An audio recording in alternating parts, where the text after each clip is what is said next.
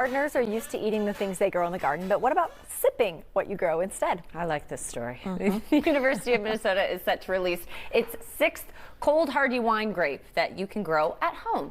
Garden Guy Dale Kay is live at the Minnesota Landscape Arboretum with more this morning, talking about wine. We like this topic. Good morning, Dale. Good morning. I certainly know how to pick them. We're about a mile up the road from the Minnesota Landscape Arboretum at the U of M's Horticultural Research Station. Of course, this is the birthplace of Honeycrisp. It's also the birthplace of about 58 different types of crabapples and shrubs that you can plant in your landscape. And it is also the home of about 12 very distinct cold hardy Minnesota grape varieties, kind of introduced and developed right here. Joining me this morning is Drew Horton, who is an enology specialist and also winemaker. Firstly, Drew, good morning. What is enology? Enology is the science of wine or winemaking. Viticulture is the science of grape growing. Okay, that's almost like my dream job, just studying wine. So what's new in, so this Frontenac, there's some classics, and I guess when I first came to this country about 30 years ago, I don't think there was a grapevine even planted. So tell us a little bit about the progression of cold hardy grapes in Minnesota. Since the late 1970s, the university has been producing, breeding new types of wine grapes that are cold tolerant and disease resistant and appropriate for flourishing here in Minnesota and the upper Midwest in general. And over the years, we've released Frontenac, Frontenac Gris, La Crescent, Marquette, the Itasca grape, and of course the newest one we've just released this year, the Clarion grape. Okay, I think we have a picture of Clarion, and I guess wineries, and not only grapes not being in the ground 30 years ago, there was hardly a winery, and you know, you go around on the weekends in the fall now, and wineries are just packed. So explain maybe the process of how you arrive at a named variety, I guess, like Clarion. Well, it takes a lot of repeated evaluation of the grape plants. So every year we do about 100 cross pollinations or hybridizations, and those 100 or so crosses come up with about 2,000 or 3,000 seeds. We grow those seedlings up in a greenhouse, and then eventually they're planted in the ground.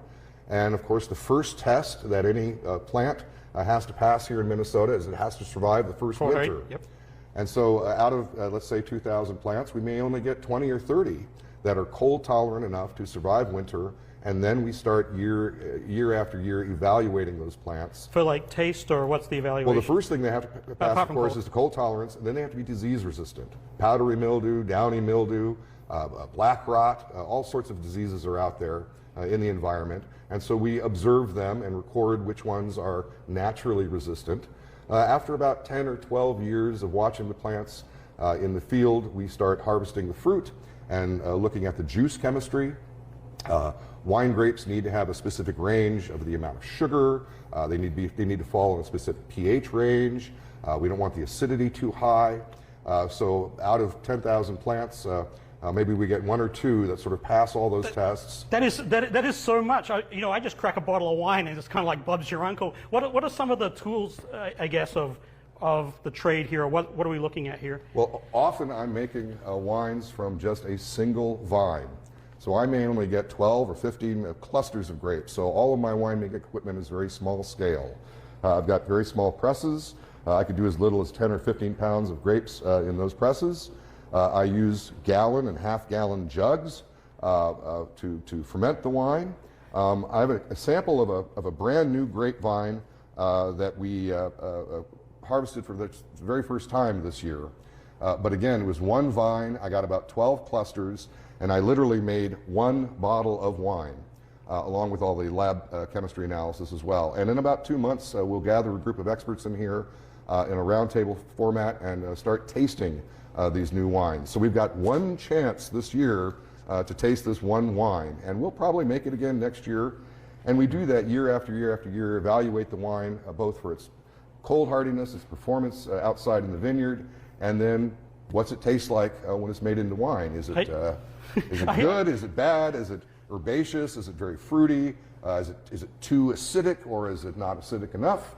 This is, of course, we're talking about Clarion. It's the new grape. Explain what we got here. We've been working with the Clarion grape for 20 years, a little over 20 years, and we've been evaluating it as a wine Since 2011 was the first batch of wine we made from, back then we used to call it 1220? Minnesota 1220, but only last year we gave it the name Clarion and have released it to the commercial market. Can I have a crack at it? Go right ahead. I opened that. I thought you might want to give it I asked Drew a little bit earlier if I could be one of these official wine tasters, and he said, Dale, how long have you been drinking wine for? I said, all my life. He's like, well, maybe.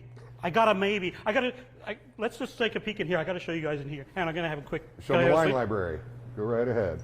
Okay, this is kind of like the University of Minnesota's secret stash. Shh, you didn't see this. This is, in case you're wondering what we're looking at, this is a wine library that's got all the notable saves that they're just kind of keeping track of. And there's some other, look, Strummy, let's go over here. This is not, there's nobody watching this like the reader. Nobody, don't worry, nobody's watching. Nobody watches me. There's some other like secret stash. Oh no! You guys, there's no signal on the fridge. That thing is like a vault, a secret vault. Or they cut us off because they didn't want us to see what they had going on back there. Well, he was being like, shh, you didn't see this. Man, I was going to have him check out one of the bottles too, you know, the library. Yeah, I know. We were back. going to ask him to just like do the smell and the swoosh swoosh and the We'll have to get that later. whole wine tasting. All right. Anticipation. Tough day for Dale K out there at the wine tasting.